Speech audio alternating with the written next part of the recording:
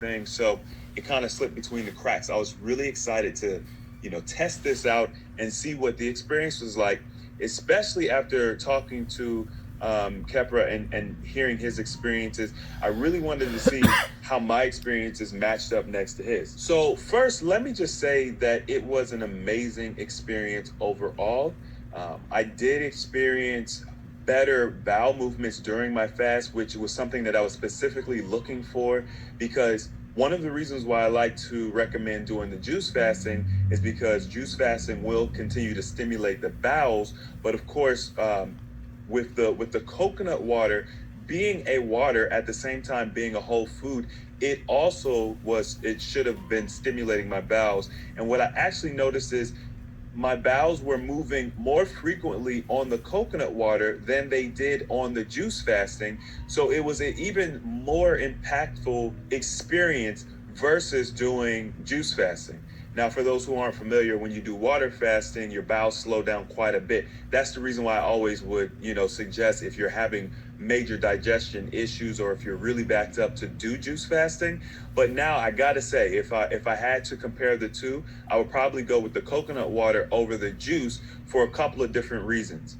Number one, the biggest, most impacting reason is because coconut water is a whole food liquid. What this means is when you consider the actual coconut and you consider it to be a fruit, the seed of the coconut is the coconut water. Okay, so that means that it's already in its whole form versus, like, let's say an orange.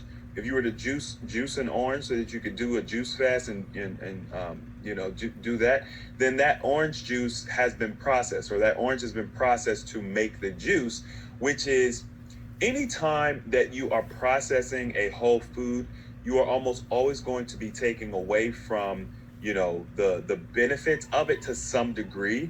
I really don't like to get too much into it when we're talking about, making apple juice out of apples and stuff like that, because the processing is so minimal. But in a world, in an age where we process everything to the max, so you take a cocoa leaf and you process it into cocaine. I mean, that's essentially what's happening with our different foods and sugars.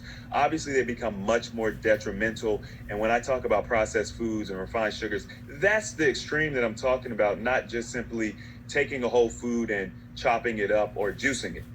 But anyway, for that reason, you're getting the benefits of eating a whole food, but it is water. So it is extremely easy for the body to digest. Now, there's also something very special about coconut water, and I've mentioned this in previous videos, but coconut water has the ability to assimilate into the bloodstream extremely well. One of the things that I found out quite some time ago is that coconut water was able to be used as an IV during World War II. So it's not every day that you find something that will assimilate that well into the bloodstream. The blood is it's got very strict ranges, and it's monitored extremely well by the body. So to be able to put something like that directly into the bloodstream, that tells you a lot about how well the body accepts and assimilates it. Now, this part may be a little bit more taboo and gross people out, but I'm just telling the truth.